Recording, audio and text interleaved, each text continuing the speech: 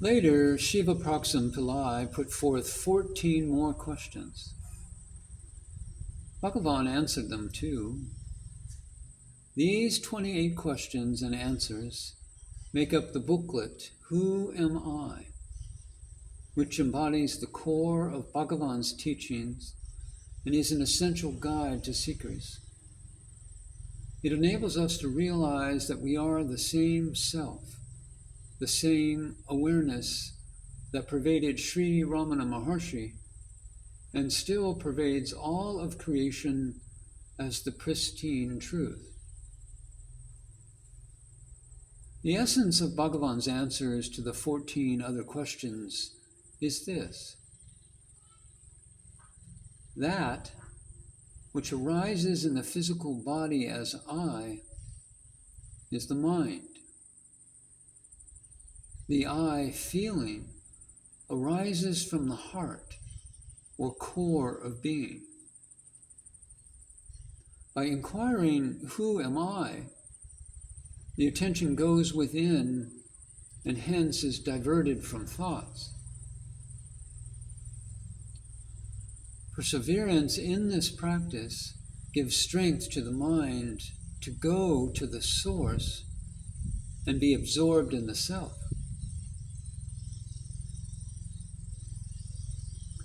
Following sattvic or pure peace-filled principles, such as eating simple nutritious food in moderate quantity and observing simple rules of conduct, is most conducive to the development of pure qualities of the mind. This in turn helps one to pursue self-inquiry without hindrance and without giving room to any form rising in the self.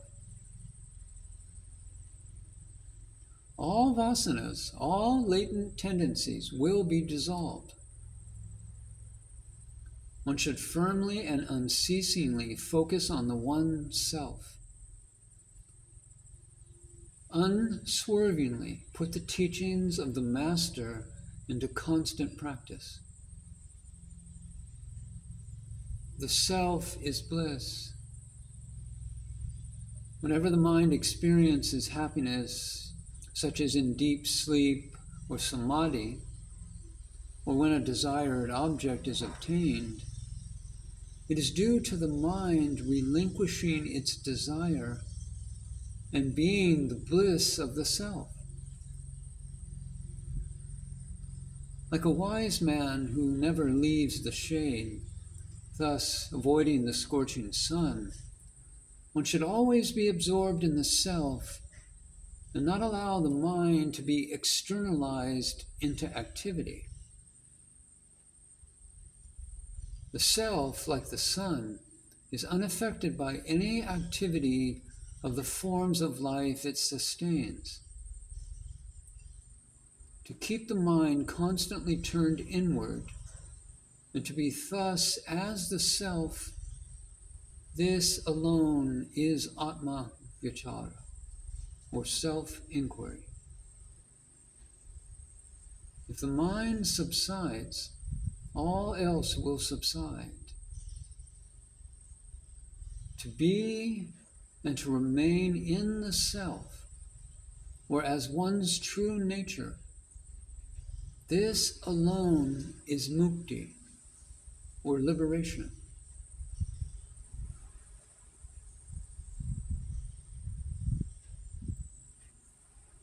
Shiva Praksam Pillai exemplified these teachings. He showed how seekers should sustain themselves in the self after self-inquiry. He adored Bhagavan, assimilated whatever he said, and then put it into practice. However, when practicing Bhagavan's teachings, a devotee may misunderstand. For instance, when Bhagavan extolled renunciation, Shiva Praksam Pillai assumed that Bhagavan meant sannyas. He went home, shaved his head, and donned a single piece of cloth.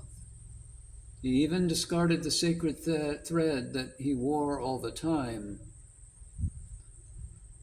Bhagavan looked at him and asked, "Why have you shaved your head? Go grow your hair and wear your sacred thread." Shiva Praksam-Pillai then understood that Bhagavan had meant inner sannyasa, which is the same as jnana and not tied to external symbols. Attachment to the world or to its objects was to be relinquished from within. He stayed quite often with Bhagavan at Virupaksha cave and at Skanda ashram. He began to mature spiritually because of his proximity to the master and imbibing his teachings. He then wanted to give up his job and devote himself fully to self-inquiry. Bhagavan did not give him permission to do so. However, 3 years later, he told Bhagavan once again that he could not go to work anymore. Even at work, he was immersed in self-inquiry and consequently not able to attend to his office duties. At this time, Bhagavan permitted him to resign and asked him to go back to his village and pursue his sadhana. He stayed alone in the outskirts of his village in an old Ganesha temple, or sometimes in nearby forests. He constantly practiced inquiry. During this period, his state of consciousness and behavior suddenly altered. He started laughing for no apparent reason, loudly chanted sacred hymns in Tamil, prostrated to all forms that he came across, and wore a long loincloth with a bag of sacred ash tucked into it. Bhagavan had given him this bag a few years earlier and had asked him to smear its contents on his body. And this is the only case I have encountered where Bhagavan had specifically instructed a devotee to smear sacred ash. Shiva Praksam-Pillai covered his entire body with sacred ash, carried a small staff, forgot caste restrictions, and started frequenting the cremation ground and other areas occupied by the so-called outcasts. In this state, he also walked all the way to a nearby temple town and back. He accepted gruel and sour food offered to him by anyone. When he returned to his village, he regained his normal consciousness. Thereafter, he visited Bhagavan many times a year, each time staying for about 15 days. Through all this time, the outer guru was pushing him in, while the inner guru was pulling him further inwards to Atma Vichara, self-inquiry, for longer and longer periods. Often, in a state of ecstasy, Shiva Praksam-Pillai composed many poems. Bhagavan appreciated and approved them. He even included some of them in the daily parayana, or recitation in the ashram. These are 4 of Shiva Praksam-Pillai's poems. From dawn to dusk, I spend my day in vain talks. Not even for a moment do I think, who am I? My Lord, you have told me if you speak one word, it will multiply into many words. Ramana Deva, I am only pretending to be your devotee and not conducting myself as one.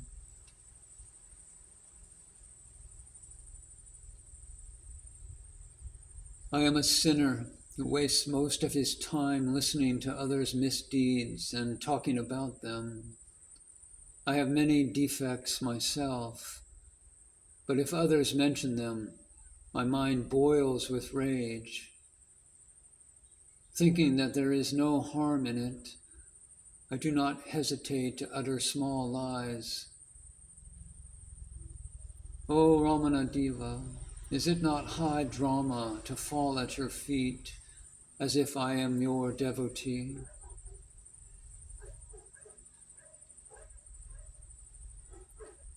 Though I have become old and suffer from various diseases, I have not destroyed the desire for women. The ghost of my mind desires to see their beautiful faces, converse with them, and listen to their honey-like speech. Even though I give advice to the mind, it does not subside, but wanders after them. Ramana Deva, when will this delusion end and my mind become firm?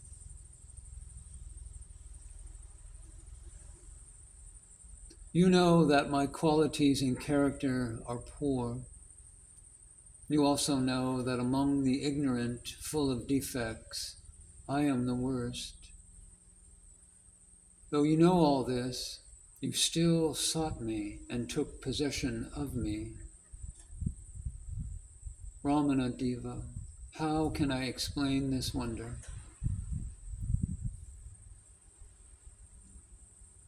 A devotee once asked Bhagavan, Bhagavan, Shiva Praksam Pillai was such a great ascetic. He unswervingly put your teachings into practice. Reading his poems, I wonder where I stand. If he is in this wretched state, what will happen to me? Bhagavan responded with a beautiful reply. When extolling God, Adi Shankara and other sages have berated themselves and said the same thing. This is how sages guide others and warn seekers.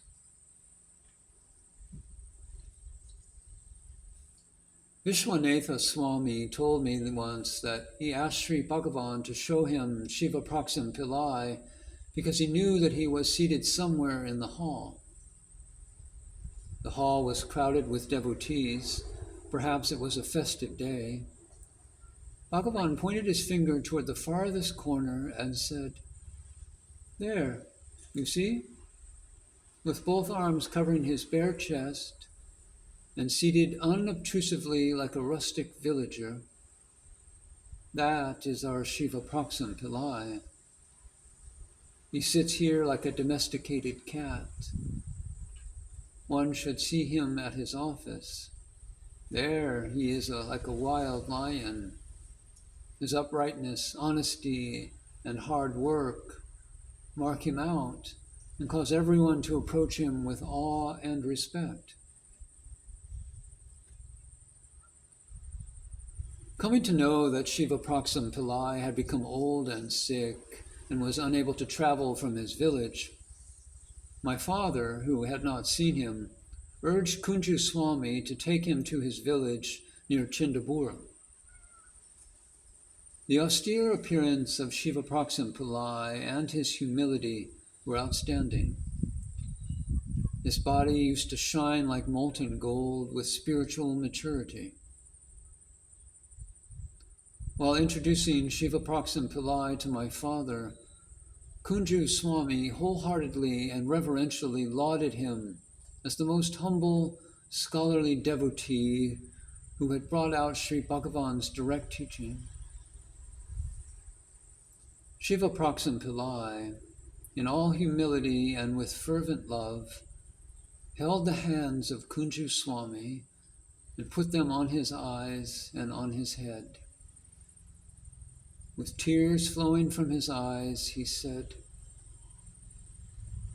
These sacred hands had the great good fortune of touching and serving the holy body of my master. That merit I never had in my life. You are very blessed and infinitely greater. After narrating this incident, Kunju Swami said, This is how truly great people put themselves down to enhance the glory of others. Where are the others for them? Everyone is the same single self only. When Shiva Proxim Pillai was to drop the body in 1948, the news was reported to Bhagavan. Bhagavan went into a very long silence.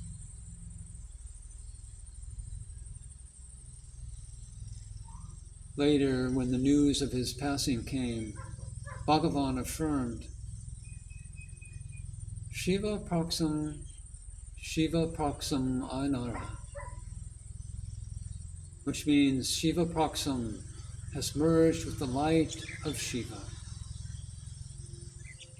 Yes, this beautiful human being had returned for eternity to Arunachala Shiva.